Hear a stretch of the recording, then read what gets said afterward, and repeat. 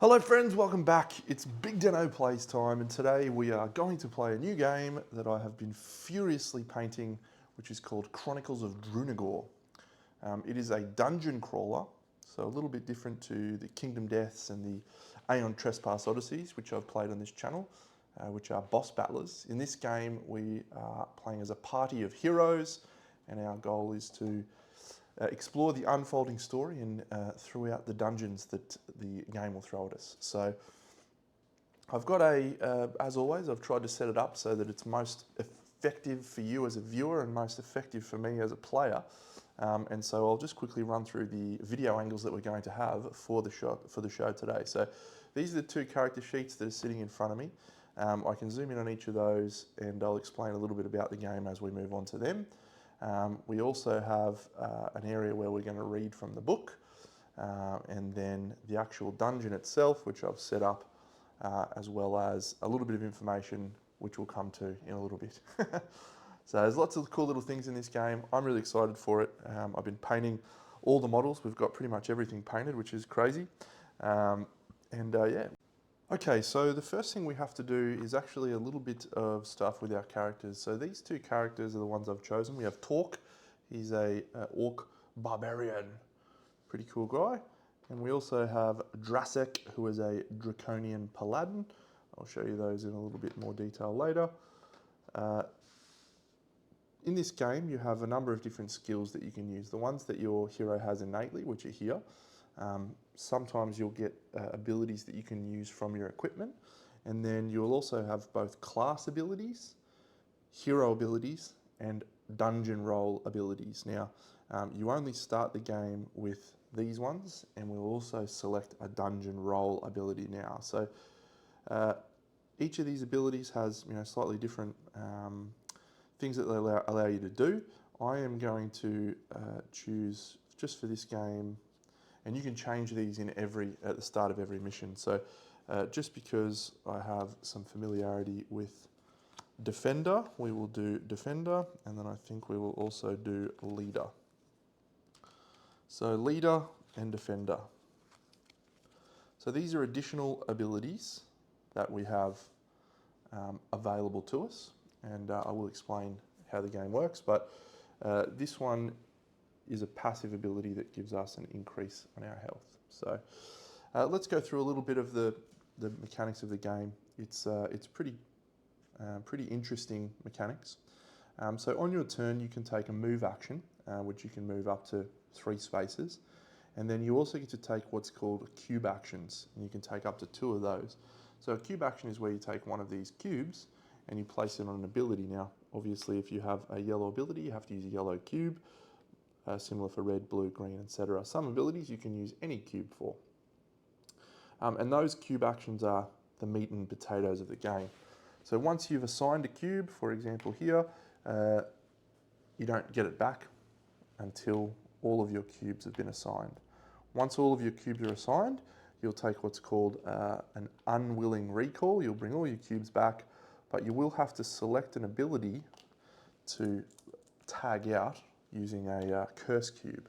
So that curse cube will make that ability inactive until you remove the curse cube. Curse cubes is one of the loss conditions for the game. If we ever have 6 curse cubes on either hero, we will lose. You'll also have some other abilities which are called focus abilities, which are here, which you can do when you spend focus tokens. And then that's pretty much it. That's pretty much the core of the game.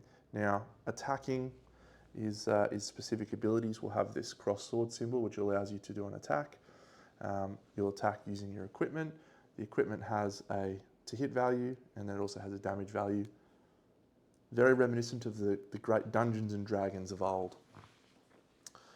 So both of our heroes have these abilities available to them throughout the game. But let's go straight over to the story now and get cracking, shall we? A sharp, desperate scream awakens you in the middle of the night. It's still drizzling outside, but you remain dry, having fallen asleep in front of a fireplace in one of the parish house's rooms. Taken by an impulse from whence you don't know where, you hurriedly gather your belongings and rush out the door into the woods, in search of the source of the cry, determined to lend your aid. You don't know exactly where you are, but you know it isn't far from Black River, a small town in Eland's kingdom. It was precisely by following the aforementioned river that you came to this rural settlement, cozy and hidden in the hills among the dense pine forests. Suddenly, something buzzes past your ear, and you're alarmed to see an arrow thud into a tree right next to you, missing your forehead by just a few inches. You look into the woods ahead and spy the shooter as it prostrates itself on the ground, a reassembled skeleton bearing the ensign of Amara, carrying a short bow in its hands. You cannot help but feel intrigued. This isn't the first time you've come across such a foe, but you certainly didn't expect to see another one here now. After all, you believe that you had defeated the one responsible for the resurgence of such horrors. And, indeed, it was the guilt you still carry from that confrontation that made you lose yourself out there in the woods.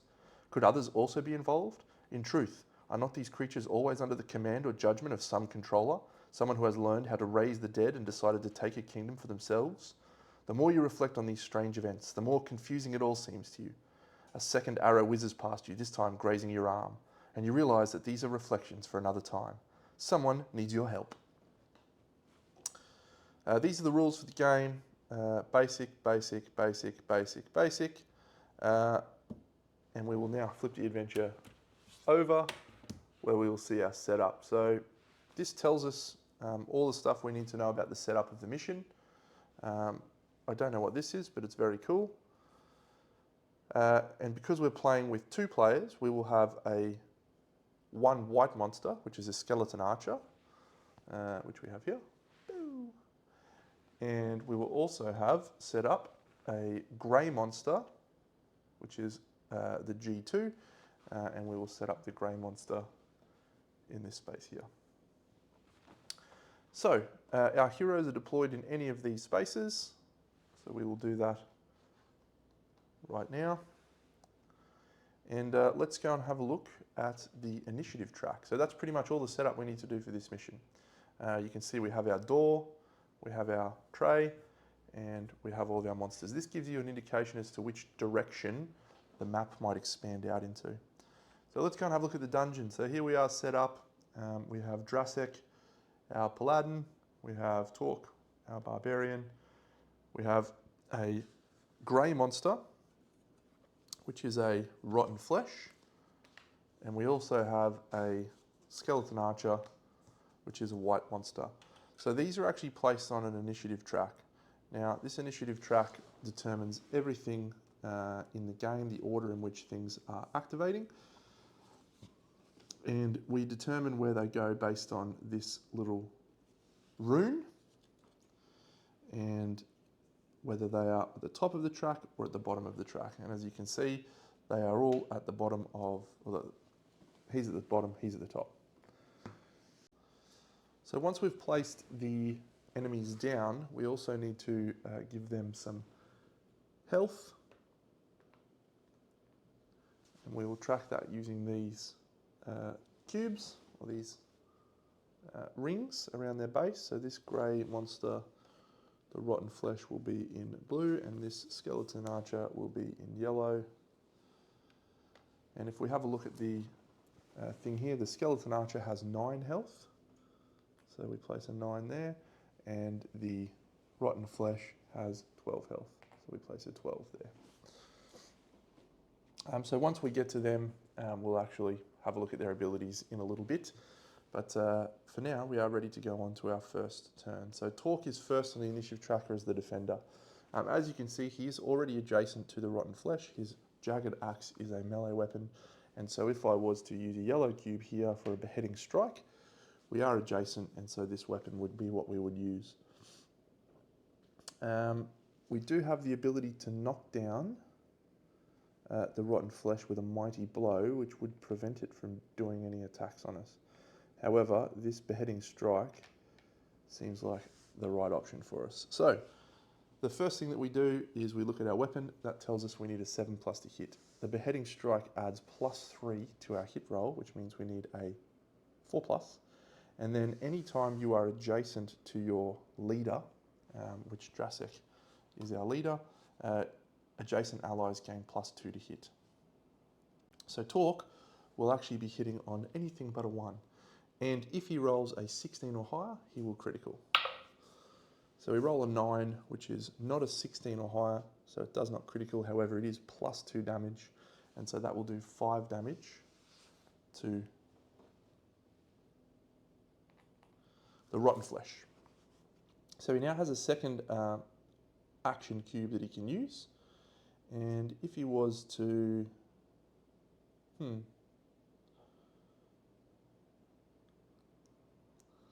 we enrage? No, I think we'll do this one. I think we'll do just a mighty blow. So this is another hit. We are again at +4. So this time it's a 3+. This is +1 damage and knockdown. So that is a 19, which is not quite a critical, but we managed to do 3 + 1, 4 damage. So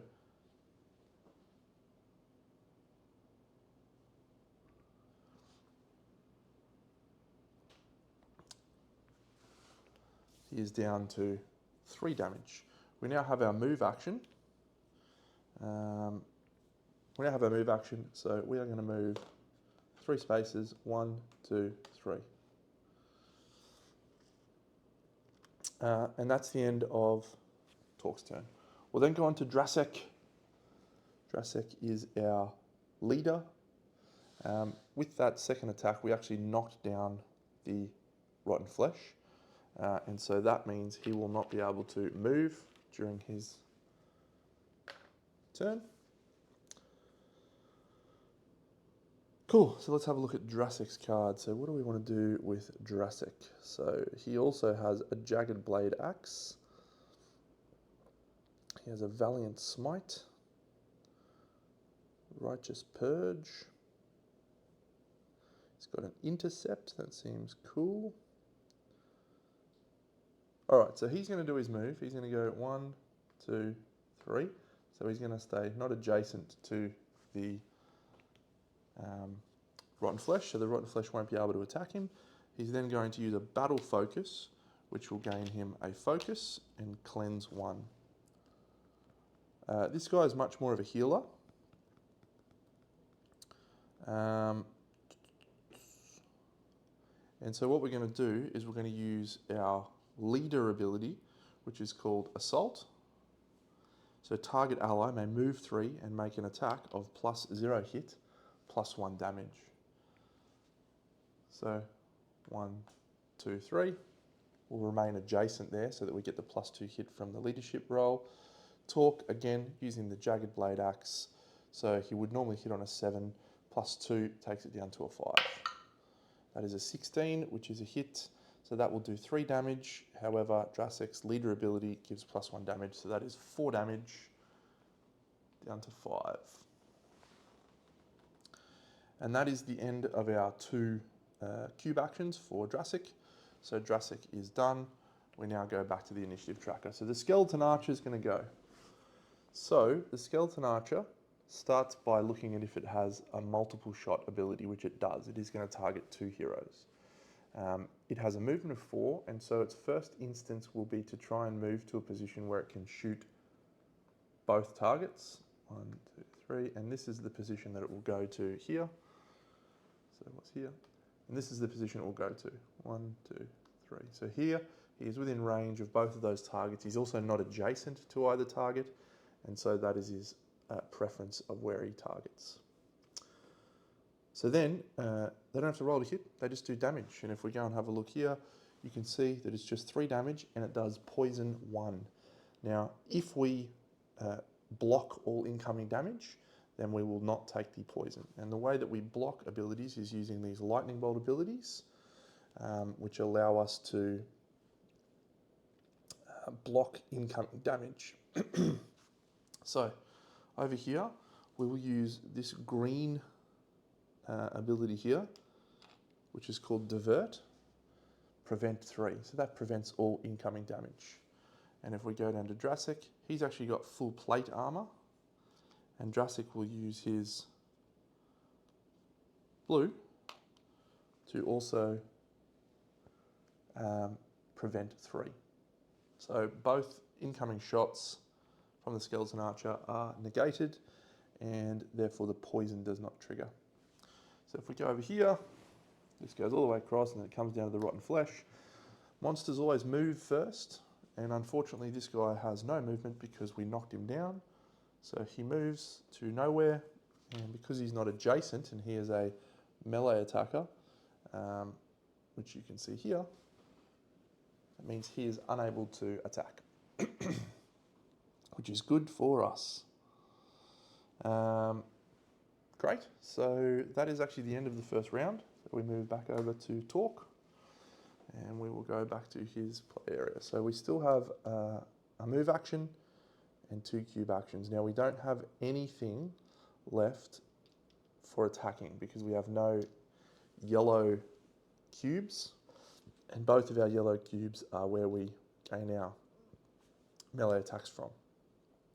So the first thing we're going to do is Enrage, which is a self ability. We're going to shield ourselves for 4. 1, 2, 3, 4. And we also Fury 1. Now Fury, I don't remember which icon Fury is, but I'm going to say this one. So Fury 1 is a ability that I'm just going to have to double check. I'm pretty sure it is you can spend a Fury token to add damage to your next attack. So yes, this Fury token allows us to be discarded when we hit, which is very cool. We can then just add +1 damage to the attack. Great, so that's his first action, Enrage, Self, Shield 1, Fury 1, and then he will use his Join the Fray, which can be a red cube. Self Shield 2, now we don't get to add an additional Shield 2, so I'll move 2 to here, and we'll make an attack. Now, one of the idiosyncrasies of this game is that the cube that you use is what determines your range, not the weapon. Now, the only time that the weapon's range actually becomes relevant is if you are forced to make an attack by someone else. So, because I've used a red cube, I actually have to use a ranged attack.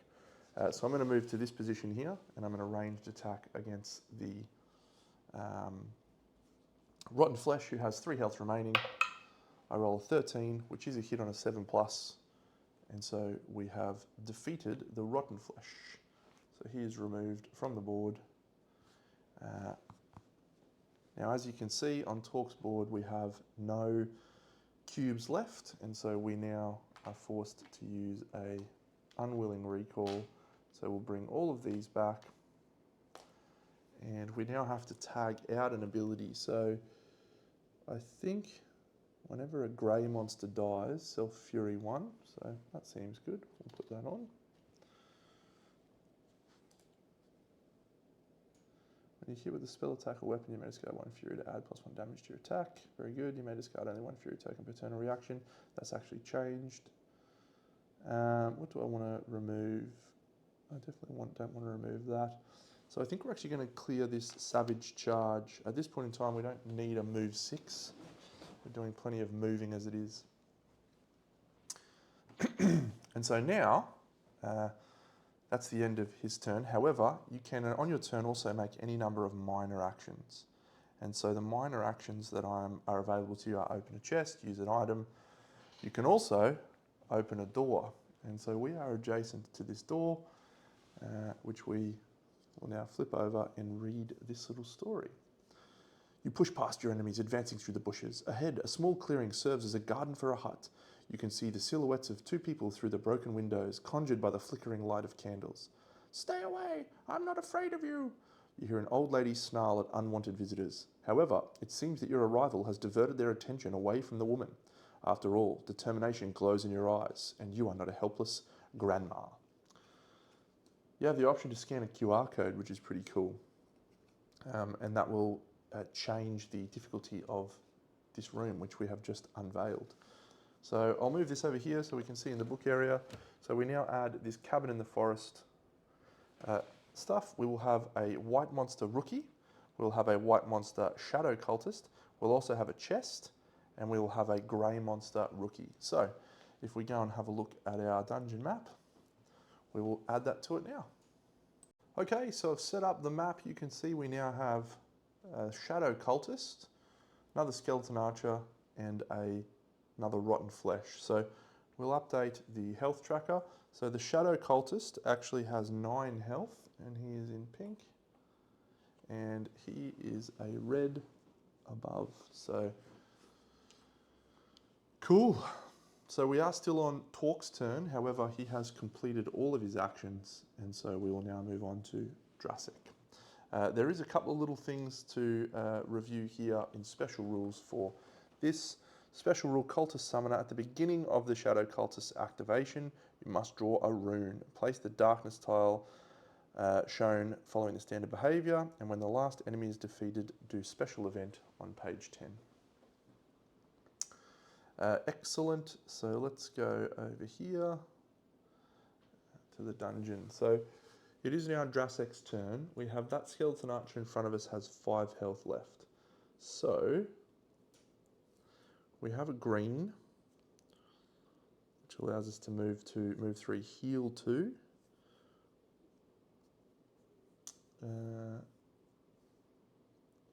So the combination that I'm working with here with the Barbarian and the Paladin, this is mostly healing, this is mostly damage. The leader ability allows the other guy to make extra attacks. So need to be clever with where I position the Barbarian, because I would like him to have multiple attacks.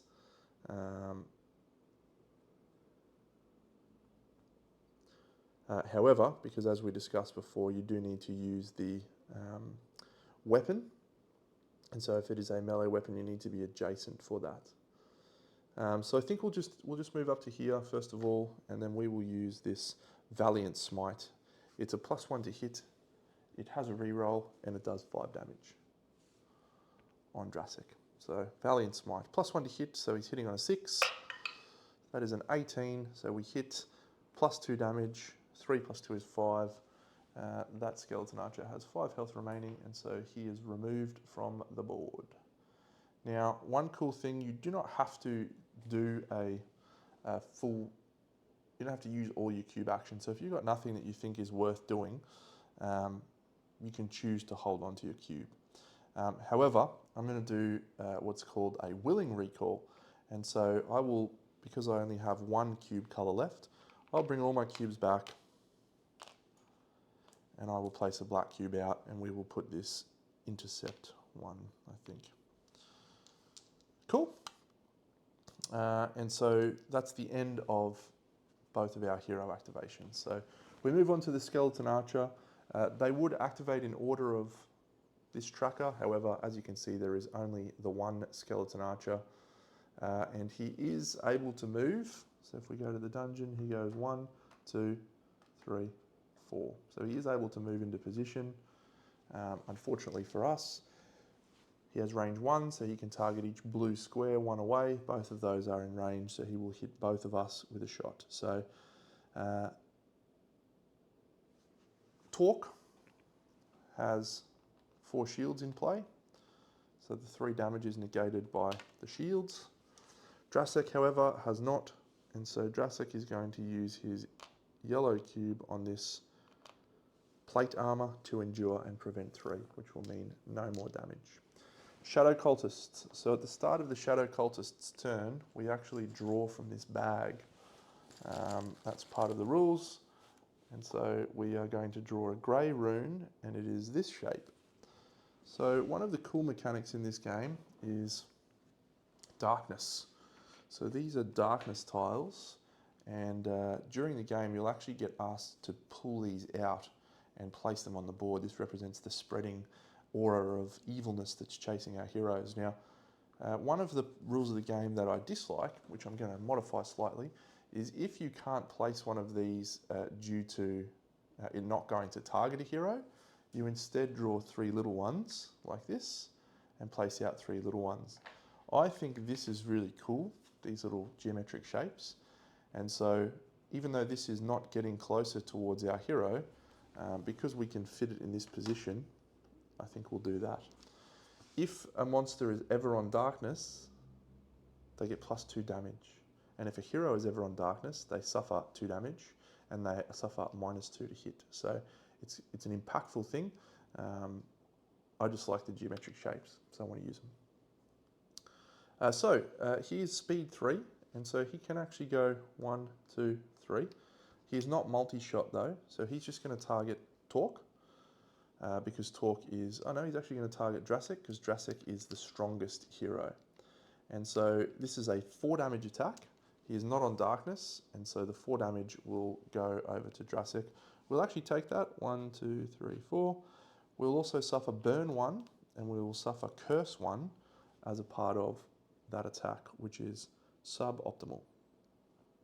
However, we will... I'll actually put it on our leader aura, so I don't think we're going to use it this turn. And we're going to retaliate 3 as a part of that attack. So, 1, 2, 3. So we now move all the way along, and the rotten flesh goes. He moves 3. 1, 2, 3. And that's where we find ourselves. So it goes back to the start, and we have Tork. So we have a free move action. We have plenty of melee attacks now. Do we join the fray to shield back up? I think we do. And then we probably go for a beheading strike. Great, so let's do that. So we will move to here. And we will use a yellow cube with move 2 to move to there, and then a 0 hit. This hit will go on the cultist, who has 6 health remaining. We roll a 12, which is a hit, and because of the +0 hit, it does 3 damage. We'll spend our 2 fury to turn that into 5 damage. And so the cultist has 1 damage remaining, which is cool.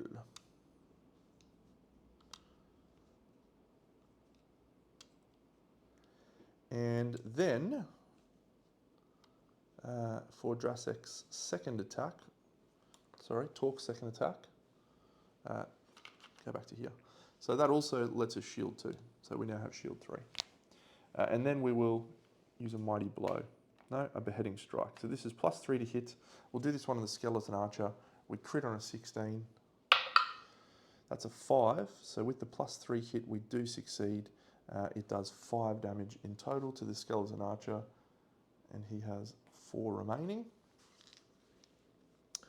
And that will be the end of Tork's 2 actions. Do we want to move? No, not for the moment. So we trip over to Drasek. Drasek will go. The first thing he's going to do is move to here, using his basic move action here. And he will focus 1 and cleanse 1. So that allows him to turn his focus to a focus 2, and he also gets to cleanse 1 of these. So he's going to cleanse his leader aura. So now Tork is going to get +2 to hit. We will then use a leader action, which will be target ally makes an attack of +0/+0 hit. So Tork will go. He's going to attack the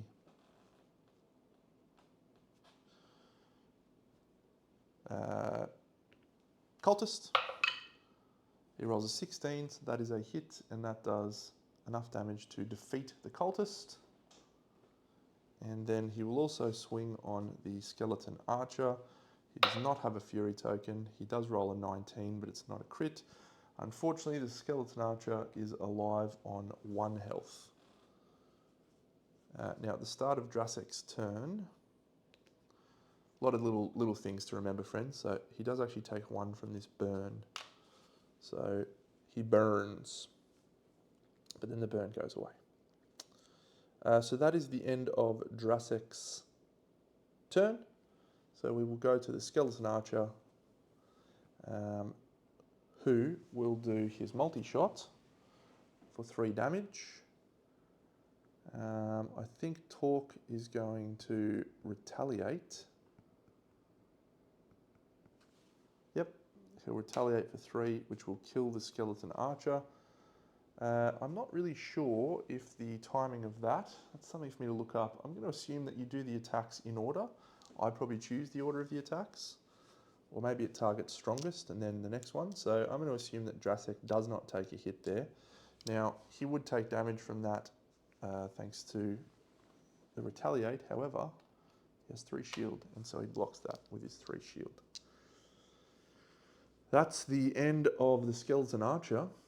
Both skeleton archers, just leaving the rotten flesh. So both of these are gone. And we will just move along to the rotten flesh. So he is speed 3. So he's going to go 1-2 into the water, and he's going to attack our brave hero. He's going to attack Tork. Now Tork is going to use a prevention ability. It is a tumble. So it's self-prevent 2 and move 2. Now he's just going to move to here. The reason he's doing that is this rotten flesh actually attacks twice. So he attacks for 3, then he attacks for 3, and he intimidates 1. So intimidate 1, Tork will suffer -1 on his next attack. And that is the end of that. So we go back to the top. It is Tork's turn.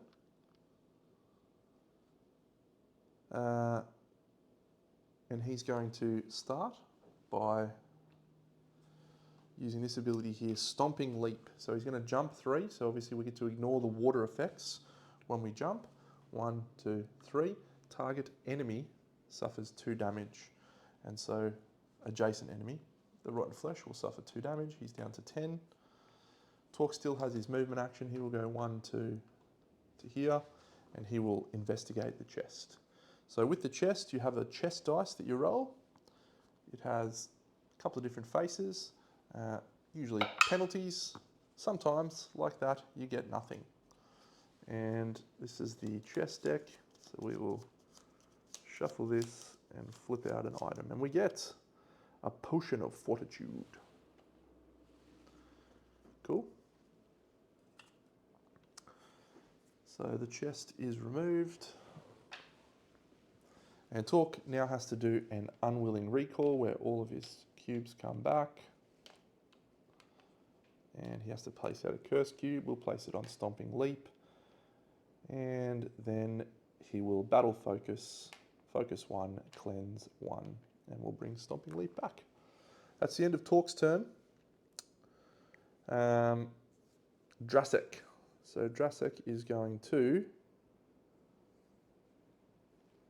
move 1, 2, 3, and is going to use this yellow cube to do a Valiant Smite. So the Valiant Smite, +1 to hit with a reroll and +2 damage. Oh, that was a 17. So it's a 14, so that is a hit. It is going to do 5 damage, which is going to take him down to 5.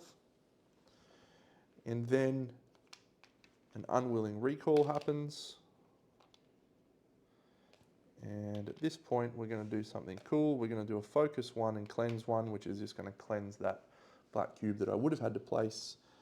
And it also gives us a focus token, which gives us 3 focus. And so Drasek will now spend his 3 focus to do Blazing Smite.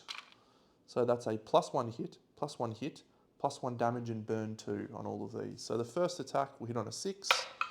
That's a 17, so that will do 4 damage. And the next hit is a critical miss. However, 4 damage puts him down to 1, plus burn 2 at the start of the turn. He burns to death. And we've cleared the first mission. This is obviously an introductory mission, so it's not intended to be challenging so much. But the 2 heroes have succeeded in clearing the room. And so because of that, if we go and have a look at the book area, we can see here, event trigger, when the last enemy is defeated, read special event, a sweet old lady on page 10. So let's go read A Sweet Old Lady on page 10. You deliver the final blow to the last of the invaders, and finally the surroundings seem safe to you. As their otherworldly screams fade into echoes, they are replaced by the shouts of villagers calling to each other in the dark. Taking advantage of the calm, you approach your hosts, an older woman and a little girl. Naturally, they don't seem as calm as you are. After all, facing crazed men and unearthed skeletons is not part of everyday life in the country. Go away, shouts the old woman, brandishing a knife in your direction as soon as you take your first step towards them. Open the Book of Interactions to page 5. Guess what? The Book of Interactions is this very cool book. And again, it's super D&D vibes. Here is our interaction. There's the old lady and the small child. And we have 3 choices here. We can talk to the girl, we can try to calm the lady down, or we can step away and leave them alone. I'm going to talk to the girl. So, I'll put that there. We now have to go to the adventure book, the end of the book, which is unfortunate.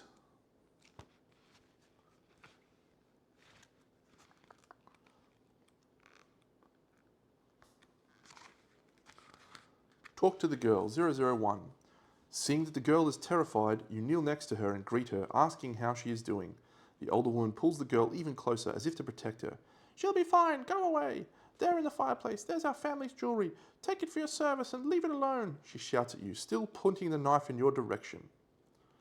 You face a dilemma. As a group, you and your partners must choose one option and proceed to its resolution.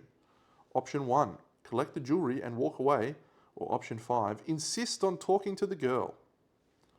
We are going to insist on talking to the girl. Realizing that the older woman's zeal results from despair, you ignore her and insist on talking to the girl. Outraged, the older woman carries out her threat, and in a fit of fury she stabs you, forcing you to back down. She pulls the girl out of the cabin in a hurry, and all that's left of your meeting is a deep wound in your shoulder and a teddy bear that got lost in its owner's escape. Take the teddy bear card from the adventure deck, and then read End of the Adventure, The Right Thing. Okay. Good work. Let's find this teddy bear. Pretty good.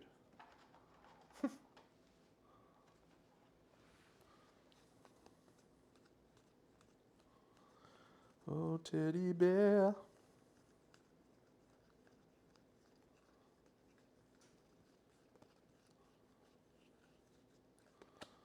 All right, I've found the teddy bear. So here's the teddy bear. It's an item that we can give to one of our heroes. It's a trinket. And whenever you draw a chest card, draw 2 cards and keep one of them, discard the other. So we'll give that to Drasek. So Drasek is now the vicious barbarian, the vicious draconian paladin carrying around a little teddy bear, just as a friendly reminder. Good passive ability. Cool. We'll finish the story. A little later, you rejoin your host in the village square, as around him a caravan of just over 24 people begins to form. Hurriedly, men and women pile everything they own onto the few carts that are there. I saw how you left after hearing that desperate scream, my friend. If I'm not mistaken, this is the first time I've even seen a smile on your face. He tells you while you help the villagers in their preparations. And you are calmer, even if you didn't realize it at first. Back there, you recall, you forgot your anguish and focused only on helping, choosing virtue and doing what was right. Acting like that was always natural for you, but now you can see that you had started to give up this conduct. I wouldn't dare tell you what's best for you, as I believe it's up to each of us to figure that out. However, I can see that you want to move on, and maybe the cure for you isn't brooding over what was. Few people I've seen run towards a scream in the dark. We now get to proceed to the camp phase, and so the camp phase is just marked out here. I have it. Hard to pick up. Here's the camp phase, just for everyone. So remove all conditions, you remove all curse cubes, recover all your action cubes, recover all your HP, erase all statuses, and receive the reward. Plus we can stash or retrieve any adventure items or camp items. So basically we just go back to full everything. I don't think we actually took that much damage in that fight, so that's okay. Good work. Excellent. So the camp phase, and we do get a reward. at the end very shortly. When the caravan stops to rest in the middle of the night and the camp has been raised, the parish priest sits by your side and admires the crackling bonfire with you. What happened to your dearest one, and what you saw just now are not coincidences. Stories like these have been repeated across the land for the past few weeks. The woods are no longer safe. Many people have strayed from the path, and the villages are suffering from incursions. There are not enough soldiers, and not all places have well-trained militias prepared in time. Something is wrong. You listen in silence, keeping your gaze steady on the embers as you fan them with a stick. The air is freezing cold. Black River is one of those places. The mayor has warned us to seek refuge away in Valorai because he cannot protect us. However, I think that it is in times of the greatest difficulty that we need to stay together, and that is precisely why we're going there, to help with what we can. You've been wandering the crooked roads looking for something, even if you don't know what it is, but seeing what I saw back there, I'm sure you already have what you're looking for inside yourself. You cannot see this because you've chosen to wander the crooked roads, and that is normal. Throughout my life, I've seen people like you come and through my parish, and I'm sure by helping Black River deal with their problems, you'll be helping yourself deal with yours. Isn't it worth a try? Having said his piece, the priest went silent. Even though you didn't exchange another word for the rest of the night, you knew perfectly well what you were going to do next. Each player chooses and unlocks a level 1 hero skill or dungeon roll skill. And so we will unlock hero skills, I think. So let's have a look. These are the hero skills for Tork. So we get to choose one of these, and we'll add a cube to our available action cubes when we do that. All right, so for Tork, we've chosen War Cry.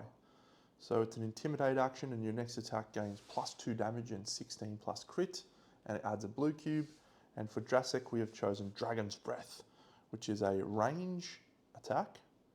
So, and it's strike 1, +2 hit, burn 2. So we actually get to breathe fire on people, which I think is quite cool. And that also adds a red cube. So that's the end of the adventure. We have our Potion of Fortitude, which we can use to remove a trauma cube. Pretty helpful. As you saw, we didn't really suffer any trauma cubes in that last one, but a trauma cube is like a curse cube, but it's purple, never goes away, unless you have a Potion of Fortitude. And then Drasek just has the teddy bear, so whenever Drasek opens chests, we will hopefully receive some benefit from that. That's the end of this episode, friends. I hope you enjoyed a little bit of Chronicles of Drunagor. My intention is to play through a full campaign of this, and we will see how we go. There's absolutely a lot of things that you need to keep track of. So filming this and playing solo 2 characters, challenging. You do have the option to play 1 character. The game does balance, it self-balances for multiple heroes. But yeah, I like the ability to combine character abilities and that sort of stuff. So we'll probably do it 2 players. That's it. I'll catch you all in the next episode of BigDenoPlays. BigDeno out.